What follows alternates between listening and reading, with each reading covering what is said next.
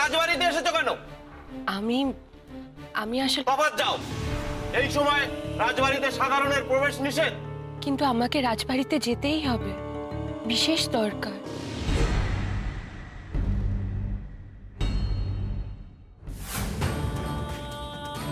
মা, আমি কি আমার আগের চেহারা ফিরে পাবো? পাবি। তোর কাজ শেষ হলেই তুই আবার তোর আগের চেহারায় ফিরে যাবি। তাছাড়া আর একটা উপায়, তোর পুরনো চেহারা দেখতে পাওয়া যাবে। কি উপায় মা? বেঁচে থাকার প্রধান লক্ষ্য, সে যদি ফিরে না আসে তাহলে তাহলে আমিও বাঁচতে পারবো না। কোনো নারীর অবমাননা করতে চাই না আমি। তাই যদি নিজের ভালো চাও তাহলে এখনই এখান থেকে চলে যাও, না হলে আমি তোমাকে কারাগারে পুরতে বাধ্য হব। পারুলের কিছু স্মৃতিচিহ্ন রয়ে গেছে আপনার কাছে। তার নিজস্ব জিনিস বলতে একমাত্র ওই ঝোলা আর ঝোলার ভেতরে জিনিসপত্রগুলোই পড়ে আছে। দয়া করে আমাকে ওগুলো ফিরিয়ে দিন, ফিরিয়ে দিন মহারাজ। পারুলের কোনো জিনিস আমি এই প্রাসাদ থেকে নিয়ে যেতে দেব না, এগুলো শুধু আমার। কিন্তু মহারাজ যদি সেই ঝোলা ফেরত দিতে না চান, আমরা সেটা উদ্ধার করব কি করে? আমি তো কোনো উপায় দেখছি না পারুল। আর কিছু করার নেই সেনাপতি মশাই। ওই ঝোলা মহারাজকে লুকিয়ে তার ঘর থেকে তুলে আনতে হবে আমাদের। আমি রাজা শের সিং, আমি অপরাজেয় বীর। আমি আপনাকে সম্মুখ সমরে আহ্বান জানাচ্ছি রাজা নক্ষত্রজ্যোতি। এত স্পর্ধা!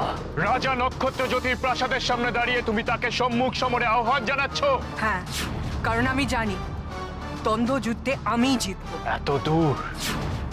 কোথায় যাব আমরা? সেনাপতি মশাই, তুমি কি জানো আমার মা আর চাপা ভাইদের রানী মণিমল্লিকা কোথায় নিয়ে গেছে? সত্যি তো? আমরা তো সে ব্যাপারে কিছু জানি না। তাহলে তাহলে আমরা এখন যাব কোথায় পারুল? জানি না। পদ্মা মায়ের গয়নাটা নিয়ে কি বলা বলি করছে দুজন। মা, এই গয়না আমার মায়ের হাতে ছিল। আমার মা রানী পদ্মাবতী। আমি আমার মা চাপা ভাইদের খুঁজছি। তুমি কি জানো আমার মার চাপা ভাইরা কোথায়? তবুও কিছু ফল পাওয়া গেছে। সব কাজ শুকিয়ে গেছে দেখে ভাবলাম আজ রাতটা উপোস করেই কাটাতে হবে। সেনাপতি মশাই, ভাগের আওয়াজ। তার মানে কি হচ্ছে এসব ওই রাক্ষসী রানীর এই কুকীর্তি। পূর্ণ রাক্ষসী হয়ে ফিরে এসে এমন তাণ্ডব লীলা চালিয়েছে সে। নক্ষত্র লোকের চাপা এখন পারুলের হাতে নয়, আমার। একটা কথা মনে রাখবে, ছদ্মবেশ ধরে রাক্ষসদের চোখে ধুলো দেওয়া যদিও বা সহজ হয়, রানী মণিমল্লিকাকে বোকা বানানো কিন্তু অত সহজ হবে না। ওই রাক্ষসী রানী যদি একবার বুঝতে পারে যে আমরা তাকে ঠকাচ্ছি, তাহলে কি হবে ভেবে দেখেছো? আমার এই রাত্রির অভ্যর্থনার ভারটা আমাদেরই নিতে হবে, যতই হোক। সূর্যনগরের অতিথি বলে কথা। শোনো সেনাপতি মশাই, সূর্যনগরে ফিরবো আমরা ঠিকই, তবে এইভাবে না, অন্যভাবে। কিন্তু কিভাবে পারো? শোনো তো। জয় দৈত্যনগরের রাজকুমারী রাত্রি জয়! জয়! জয় রাজকুমারী রাত্রি জয়! জয় রাজকুমারী রাত্রি জয়! রাজকুমারী রাত্রি, আপনাকে আমরা স্বাগত জানাই।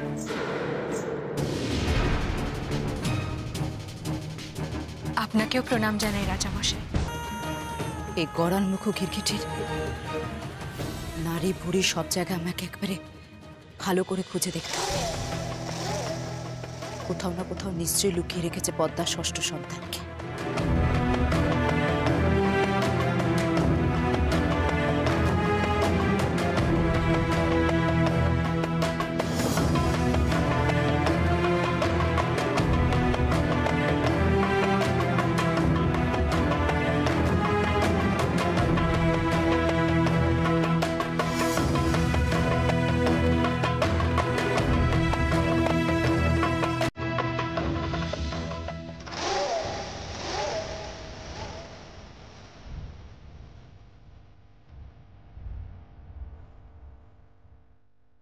কি হলো? গড়াল মুখের গেটের পেটের ভেতর থেকে আলো আসছে কিভাবে? কিসের আলোটা?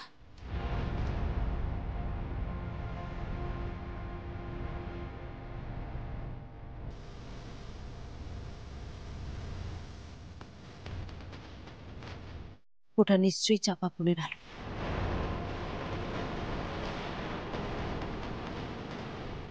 তার মানে ওদিকেই আছে চাপা।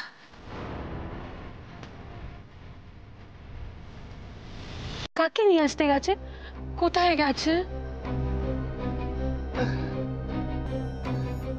সে অনেক লম্বা কাহিনী, অত শত কথা বলতে গেলে তো পুরো রাত কাবার হয়ে যাবে।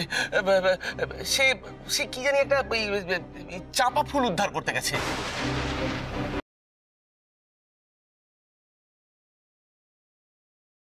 সকাল থেকে আমি খাবার তো দূরের কথা, জল পর্যন্ত মুখে দিইনি। আমি তো এতদিন ধরে এই বাড়িতে রয়েছি, আমাকে তোমরা সামান্য বিশ্বাসটুকু করো না। তুমি যদি সত্যি সত্যি এটা না খেয়ে থাকো তাহলে প্রমাণ করে দাও না, তাহলে তার কোনো কথাই আসে না। মা, ছোট বৌমা, ছোট বৌমা,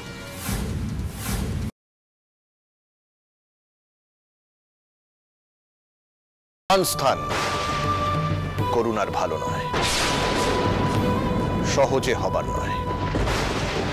তার সন্তান লাভের জন্য তুমি তীর্থ দর্শনে যাও মা। আমি পেছনে তীর্থ কেতে হতে দে পড়ে থাকবো, কিন্তু মেয়ের মুখে আসি আমি ফোটাবো।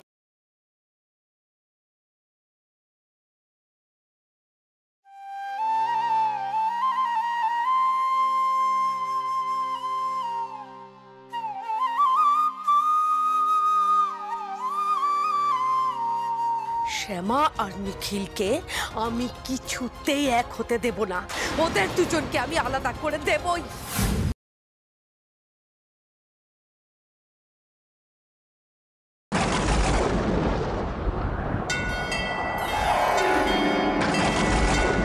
তুই কি যে রূপ দেখালি আমাকে মা?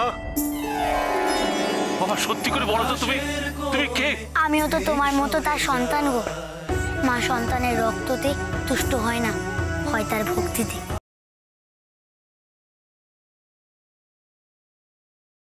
কি তো শরীরটাও এরকম আলাদা লাগছে কেন আমার?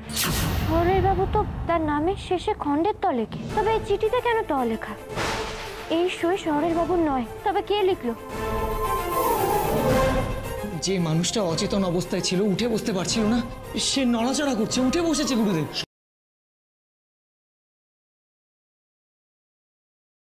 এত হন্তদন্ত হয়ে কোথায় যাচ্ছেন? এশার ঘরে যাচ্ছিলাম। আমি তো গেছিলাম ওর ঘরে, দেখলাম দরজা বন্ধ, তাই আর খুব বেশি ডিস্টার্ব করলাম না, চলে এসেছি।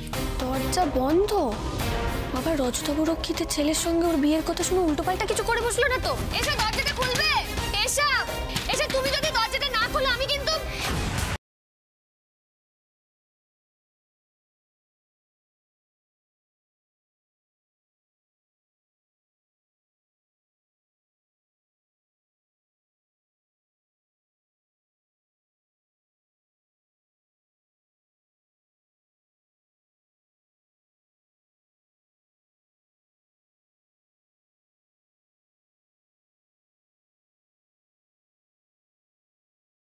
ও ট্রিটমেন্ট আমি বাড়িতে করব, আমি নিজের হাতে।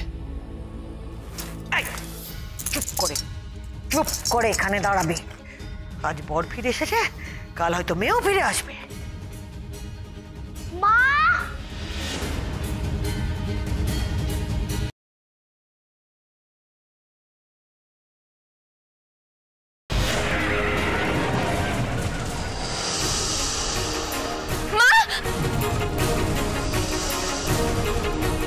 বাবা, বাবা এসব কি হচ্ছে নাকি? হ্যাঁ, পুলিশ প্রমাণ নিয়েই ওকে হাত করা পুড়িয়েছে। সবাই সরে যান।